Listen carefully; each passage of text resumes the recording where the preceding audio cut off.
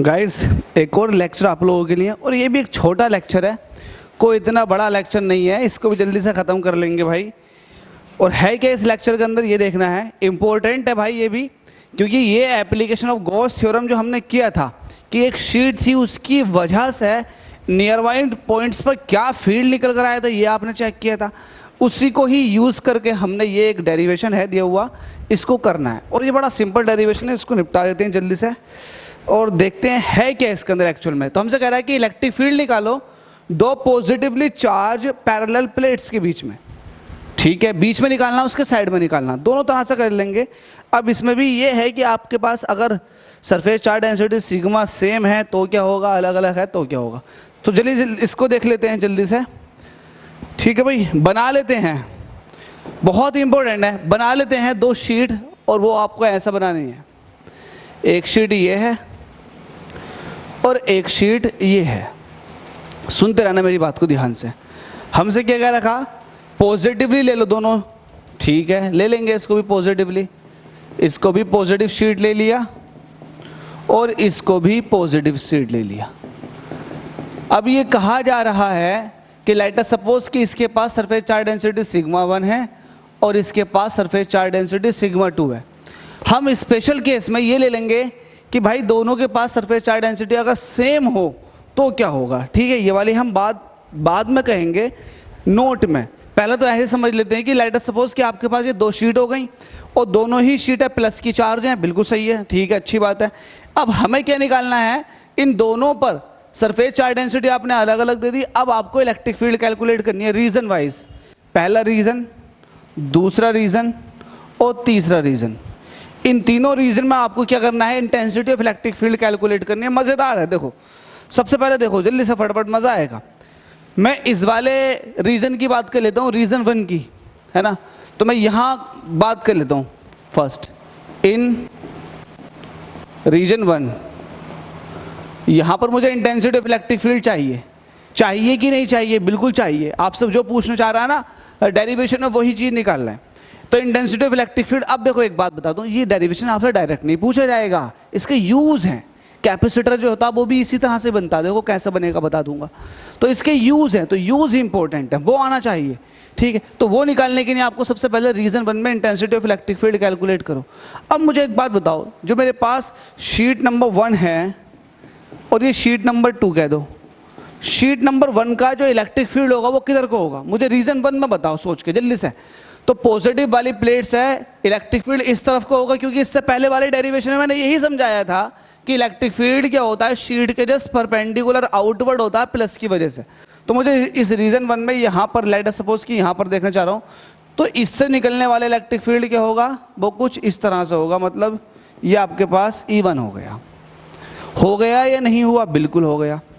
अब मैं ये कह रहा हूँ कि ठीक है, अब इसे भूल जाओ, ये भूल जाओ कि ये भी कोई चीज़ है। अब शीट 2 की बात करो, शीट 2 की वजह से भी इलेक्ट्रिक फील्ड प्लस की है, तो भाई शीट के परपेंडिकुलर आउटवर्ड निकलेगा। इट मीन्स अगर मैं यहाँ भी देखूंगा तो यहाँ पर भाई शीट नंबर 2 की वजह से इलेक्ट्रिक फील्ड भी किस तरफ को आ रहा होगा, इस तरफ को आ रहा होगा। आ रहा होगा या नहीं आ रहा होगा, बिल्कुल आ रहा होगा, क्योंकि पॉजिटिवली चार्ज है और पॉजिटिव चार्ज के जस्ट परपेंडिकुलर इलेक्ट्रिक फील्ड की इंटेंसिटी निकलती है। तो इसका मतलब ये हुआ कि रीजन 1 में जो इलेक्ट्रिक फील्ड होगा, नेट इलेक्ट्रिक फील्ड, तो जो ई नेट होगा, अगर उसको वेक्टर फॉर्मेट में दिखाऊंगा तो आप कहोगे कि E1 vector plus E2 vector का सम होगा या नहीं होगा। इसको स्केलर फॉर्म में लिखेंगे तो E net is equal to हो जाएगा E1 प्लस E2, क्योंकि लीनियर है, एक ही डायरेक्शन में है, तो दोनों वेक्टर आपस में क्या होंगे, दोनों वेक्टर का जो वेक्टर सम होगा उनके मैग्नीट्यूड के सम के बराबर होता है। ये मैंने आपको बता रखा था वेक्टर के केस में। चीज़ समझ में आ भी रही है, नहीं आ रही है, ऐसा ना हो कि सर के ऊपर से निकल रही है कि मेरे सोना का फ़ोन आ गया, लाओ पहले सोना से ही बात कर ले हैं, सोना बना देंगे आपका। तो ई नेट जो है वो E1 प्लस E2 के इक्वल। अब E1 क्या होगा, E1 क्या होगा जल्दी से बताएं। E1 क्या होता है, सरफेस चार्ज डेंसिटी की टर्म में बताओ, E इज इक्वल टू होता है सिग्मा अपॉन 2 एप्सिलॉन नोट। लेकिन E1 है, मतलब पहली वाली शीट की वजह से तो सिग्मा जो है वो सिग्मा 1 की फॉर्म में आएगा या नहीं आएगा, बिल्कुल आएगा भाई, बिल्कुल आएगा। तो आपने लिख दिया E1 की जगह sigma 1 upon 2 epsilon note, plus का लगाओ साइन।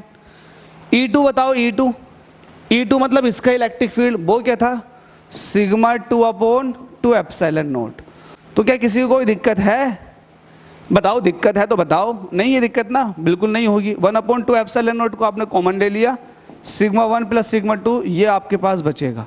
तो इंटेंसिटी ऑफ इलेक्ट्रिक फील्ड जो निकल कर आ चुकी है बाहर की तरफ इन दोनों parallel plate, positively charge plate के बाहर की तरफ वो ये आ चुकी है, ठीक है। सिमिलरली आप निकालोगे 3 की तरफ, तो इन रीजन 3 की बात करोगे तो लेट अस सपोज कि मुझे यहाँ चाहिए, अब यहाँ चाहिए तो मुझे बताओ पॉजिटिव की वजह से इलेक्ट्रिक फील्ड किधर को होगी, आउटवर्ड, सरफेस के परपेंडिकुलर आउटवर्ड। तो ये आ गई आपके पास E2 की वजह से। अब मैं ये कहूँगा 1 की वजह से बताओ, तो 1 की वजह से भी इलेक्ट्रिक फील्ड क्या होता है, जस्ट सरफेस के परपेंडिकुलर आउटवर्ड होता है।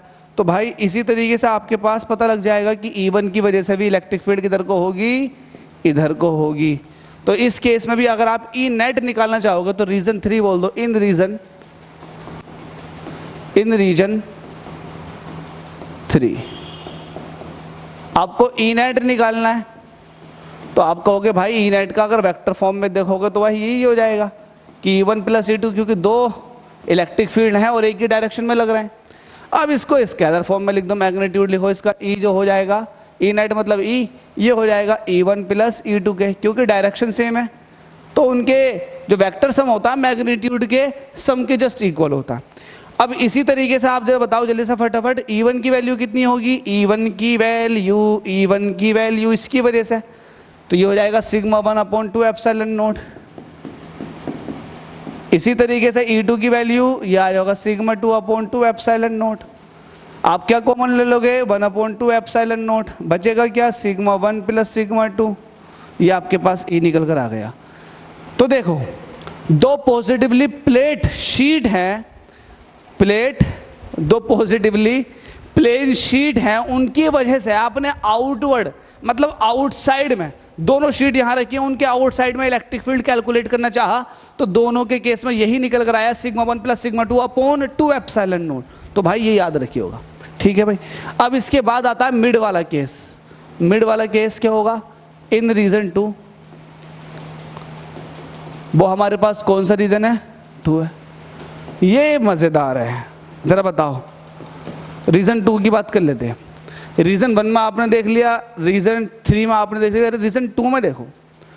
रीजन 2 में आप देखोगे इसकी वजह से इलेक्ट्रिक फील्ड किधर को होगी, सरफेस के परपेंडिकुलर बाहर की तरफ को। तो लेट अस सपोज कि मुझे यहां कैलकुलेट करनी है, तो इसकी वजह से, इस शीट की वजह से इलेक्ट्रिक फील्ड परपेंडिकुलर कुछ इस तरह से जा रहा होगा। तो ये आपके पास E1 निकल कर आ गया। क्या नहीं आया E1, जल्दी से बताएं, नहीं आया, आ गया। E1 मतलब आ चुका है। E2 देखो, E2 देखो, जल्दी से देखो E2 मतलब क्या है, इस शीट की वजह से इस पॉइंट पर इलेक्ट्रिक फील्ड किधर को होगी, जस्ट बाहर की तरफ को होगी। तो इस पॉइंट पर इलेक्ट्रिक फील्ड E2 की वजह से होगी बाहर की तरफ को, ठीक है भाई। तो इसका मतलब यहां पर अब दोनों इलेक्ट्रिक फील्ड एक दूसरे के अपोजिट डायरेक्शन में है, अपोजिट डायरेक्शन में है। तो यहां पर नेट फील्ड कैलकुलेट करना चाहूंगा, तो E नेट जो हो जाएगा वो क्या हो जाएगा, वेक्टर फॉर्म में दिखाओ। बड़े वाले में से छोटा वाला माइनस करो। अब यहाँ पर पता नहीं कौन सा बड़ा कौन सा छोटा, तो आप ये कह दो लेट अस सपोज कि E1 की वैल्यू जो है वो ज़्यादा है E2 से, ऐसा कह देते हैं।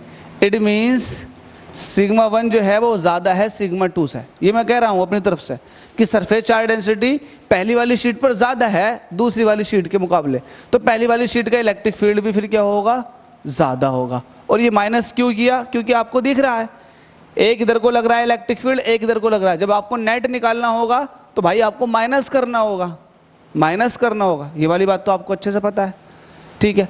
अगर नहीं पता तो ठीक है, इसको एक काम कर लेते हैं, इसको मिटा ही देते हैं। ये मैं एक अपने तरीके से बता रहा था, लेकिन अगर आप डायरेक्ट वेक्टर लगा रहे हो तो आप लगाओ वेक्टर और डायरेक्ट आप आंखें बंद करके प्लस लिख दो, 2 वेक्टर का सम।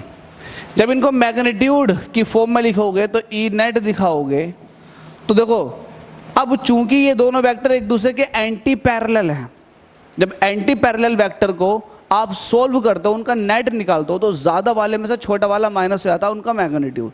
तो ज़्यादा वाले में से माइनस कर दो छोटे वाले का मैग्नीट्यूड। जो नेट निकल कर आएगा वो E1 की डायरेक्शन में निकल कर आएगा, ऐसा आप समझ लो, बाकी सब चीज़ भूल के ये वाली बात समझो, बड़ी सटीक बात है, ठीक है। अब ये E net is equal to आ चुका आपके पास E1 माइनस E2, ठीक है। ई नेट मतलब ई कह दो अब इसको, E1 कितना होगा ये sigma 1 upon 2 epsilon not, minus E2 क्या होगा ये सिग्मा 2 अपॉन 2 एप्सिलॉन नॉट। क्या ये वाली बात आपको समझ में आती है? अगर आती है तो भाई बिल्कुल थम्स अप करें, जल्दी से चैनल को शेयर कर दें दूसरे तक यार यही कर सकते हैं हम आपसे, और कुछ नहीं मांग सकते, ठीक है भाई। ऊपर से कुछ कॉमन है नहीं है, नीचे से कॉमन है 1 अपॉन 2 एप्सिलॉन नॉट, ये हो जाएगा सिग्मा 1 माइनस सिग्मा 2। बस भाई यही था आपके पास derivation. Intensity of electric field आपने तीनों रीजन में निकाल दी, तीनों रीजन में निकाल दी। आपने यहाँ निकाली, मैं इसको अब एक अलग कलर से दिखाऊंगा। यहाँ आपने निकाला, जो ई निकल कर आया वो आया sigma 1 plus sigma 2 upon sigma 1 plus sigma 2 upon 2 epsilon not, ये आया यहाँ। यहाँ पर इलेक्ट्रिक फील्ड ये आया, यहाँ पर इलेक्ट्रिक फील्ड क्या आया। और आपने ये वाली बात भी कह रखी है कि सिग्मा 1 जो है वो बड़ा है सिग्मा 2 से, ये वाली बात इंपॉर्टेंट है। तो यहाँ क्या निकल कर आया आपके पास नेट इलेक्ट्रिक फील्ड, ये आया sigma 1 minus sigma 2 upon 2 epsilon not. निचोड़ लिख रहा हूँ मैं, इसको देखो, यहाँ पर ई क्या निकल कर आया, यहाँ पर ई निकल कर आया sigma 1 plus sigma 2 upon 2 epsilon not. क्या किसी को कोई दिक्कत है? बिल्कुल दिक्कत नहीं है, ठीक है। मैंने तीनों जगह के इलेक्ट्रिक फील्ड बिल्कुल अलग अलग लिख दिए। अब ये तो मैंने लिख दिए, अब यहाँ पर एक नोट चलाते हैं, वेरी इंपॉर्टेंट, वेरी इंपॉर्टेंट, क्योंकि आपसे वाइवे में पूछ लेता है एग्जामिनर, प्रैक्टिकल में वाइवे में पूछ लेता है, सेशनल एग्जाम जब हो रहे होते हैं तब आपको एमसीक्यू की फॉर्म में दे देता है या फिर शॉर्ट क्वेश्चन की फॉर्म में दे देता है। देखिएगा वेरी इंपॉर्टेंट क्या है, मैं ये कह रहा हूं कि इफ दोनों सरफेस चार्ज डेंसिटी आपस में क्या हो गई, सरफराज निकल रहा था मेरे मुंह से, दोनों सरफेस चार्ज डेंसिटी आपने क्या कर दिया, अब इक्वल कर दी। लेट अस सपोज कि सिग्मा 1 जो है वो सिग्मा 2 के बराबर है। जब सिग्मा 1 सिग्मा 2 के बराबर है और दोनों सरफेस एरिया मतलब दोनों शीट है सिमिलर हो गई, अब ऐसा मान लो बिल्कुल सिमिलर शीट है, दोनों के ऊपर सरफेस चार्ज डेंसिटी भी सिमिलर है, तब then electric field outside the two sheets, दोनों शीटों के बाहर इलेक्ट्रिक फील्ड क्या होगा, तो वो होता आपके पास E is equal to sigma 1 plus sigma 2 upon 2 epsilon naught. लेकिन सिग्मा 1 भी सिग्मा के बराबर है प्लस सिग्मा 2 भी सिग्मा के बराबर है, तो ये निकल कर आ जाता है 2 सिग्मा अपॉन 2 एप्सिलॉन नॉट, 2 से 2 कटा sigma upon epsilon naught. Very important, very important, electric field जो होगा आउटवर्ड वो होगा E is equal to sigma upon epsilon naught. अगर दो पॉजिटिव चार्ज शीट ले रही हैं तो उनके बाहर इलेक्ट्रिक फील्ड की जो इंटेंसिटी निकल कर आएगी, सिग्मा सेम है दोनों शीटों का, तब ये निकल कर आएगा E is equal to sigma upon epsilon naught. इसी तरीके से यहाँ दूसरा पॉइंट लिखोगे, द इलेक्ट्रिक फील्ड